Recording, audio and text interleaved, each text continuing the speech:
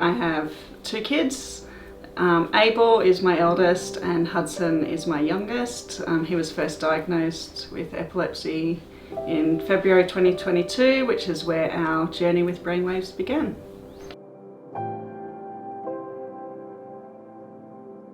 I am mum to twins Agnes and Evelyn, and I live with my partner Troy.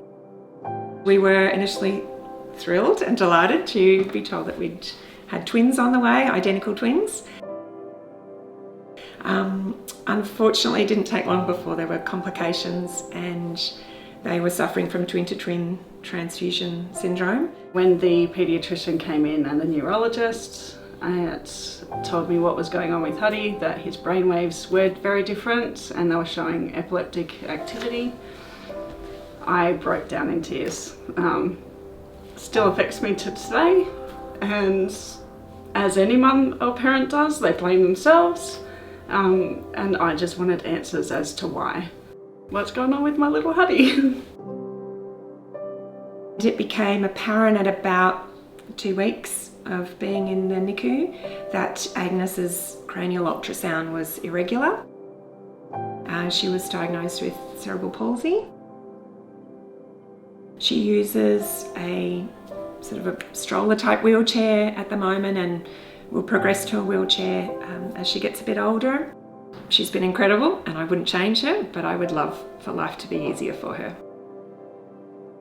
I had to stop working. I stopped my own sports because I couldn't have him on the sidelines, and it took a lot of time away from Abel, and because a lot of my focus as a single mum, I didn't have anybody else here to help out.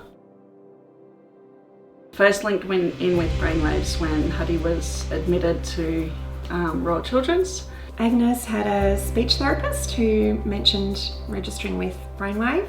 Brainwaves organises family days, Christmas parties, camps, knowing that there's other families that understand what we're going through, we understand what they're going through, our kids communicate. We've created friendships, and those friendships are still here today. There's something beautiful about the other Brainwave mums. You know, they have bigger fish to fry. You know, they're not afraid of talking to me. They're not afraid of being around me, and there's an ease to the relationships that I don't have in other aspects of my life. It's not just about Hudson or the Brainwaves child, it's about the siblings. So it's just as much about Abel as it is Hudson. I recently went to one of the mum's nights out, and we went to a paint and sip event, and I had one of the biggest belly laughs I've had in a really long time. And you know, our family, sadly we lost our son last year, and there's been a real absence of joy in our family. And you know, to go out and be with some other mums and just laugh, you know, I haven't done that in a long time.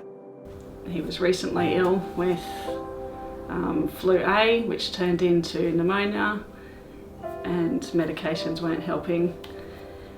And then had to attack him with stronger meds to try and bring him back, essentially, to the Hudson that we know today. And I thought that was the end, because we don't know that's as quick as it can happen. I mean, nobody's life is promised, but the unknown is so much more there for Hudson than it is for you or I. And I see Brainwaves down here as my second family and my Victorian family. I'm so thankful that I've been able to make the connections that I have with the other parents. My family and I, we're living proof of the benefit that you can get out of Brainwave as an organisation. Without them, I don't know what I would do, to be honest. You've just seen two amazing mothers. Two more will register with Brainwave today, on an average every day. That's a 50% increase in the last 2 years, because Brainwave is the only organisation that supports children and their families across Australia. You can make a powerful impact in the lives of these families to live their best lives.